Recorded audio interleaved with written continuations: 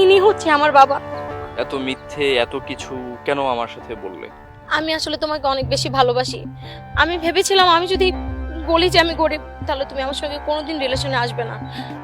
কালকে যদি আমরা যাই, কালকে রওনা দিলে তুমি তোমার বাড়িতে ম্যানেজ করো যে 4-5 দিন বাইরে থাকতে হবে। তুমি এখনই কেন কক্সবাজার যাবে বলো তো? বললাম কিছুদিন পর যাও, এখন আমার সামনেই এক্সাম।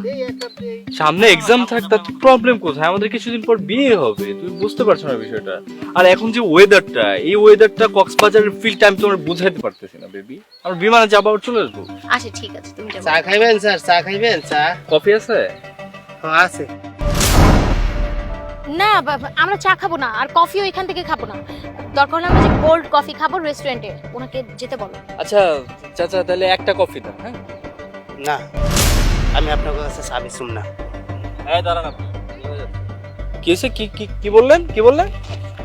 কি করবেন না? আমার কাছে চা বিক্রি করবেন? আমি আপনার চা খেয়ে তারপর যাবো, আপনি চা দেন আমার। রাকিব, আমি বললাম তো ছোট লোকদের চা খেতে হবে না। একটা ছোট লোক ফকির নিয়ে আপনি কি বুঝতে এই তুমি পারছেন চুপ না? করো তো। আমি চা খাবো মানে চা খাবো। উনি ওনার মতো লোক আমারে বলতেছে উনি আমার কাছে চা বিক্রি করবেন, এটা হইলো? আপনি চা দিবেন তারপর এখান থেকে যাবেন, এক পাও নড়তে পারবেন না। আমি চা খেয়ে তারপর যাবো এখান থেকে। উনি কইতেছে আমি ছোট লোক, আমি গরিব। উনি কে? ওনার পরিচয় জানেন আপনি? কি হইছে?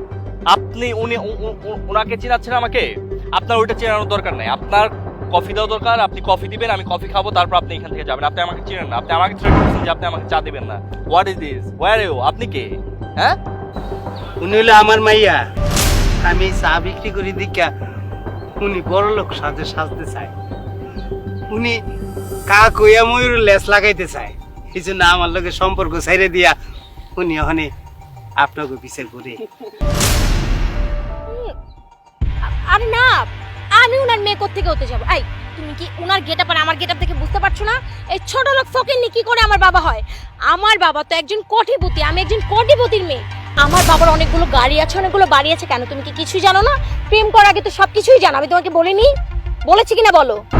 আচ্ছা চাচা, আমাকে একটু এই জটলাটা একটু ক্লিয়ার করে দেন তো। আসলে এই যে তুমি বলছো তোমার বাবা নন উনি, আর উনি বলছে তুমি ওনার মেয়ে, আসলে সবকিছু আমার মাথার উপর দিয়ে যাচ্ছে। একটু আপনারা খোলাসা করে কিছু বলবেন? রাকিব, তুমি কি এই লোকটার কথা আমাকে সন্দেহ করছো?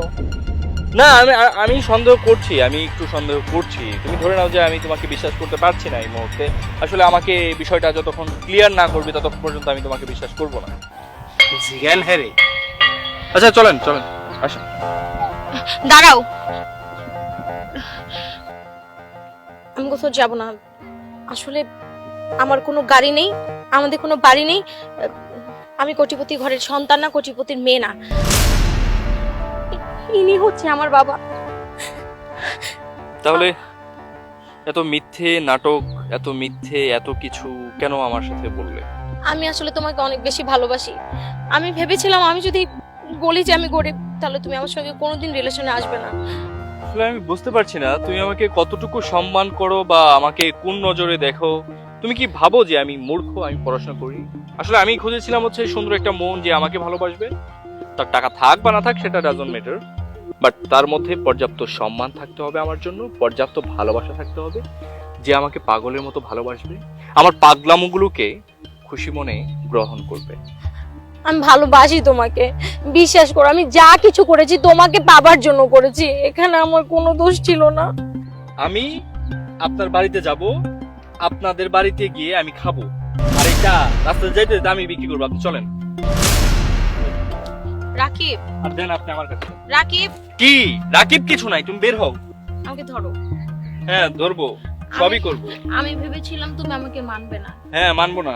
আমার মন মানসিকতা অতটা খারাপ না, আমি শিক্ষিত, আমি পড়াশোনা করেছি এবং আমি ভালো করে জানি আসলে মানুষই হচ্ছে সর্বোচ্চ ধর্ম। আপনি আসেন, কর্মটা না, আসুন।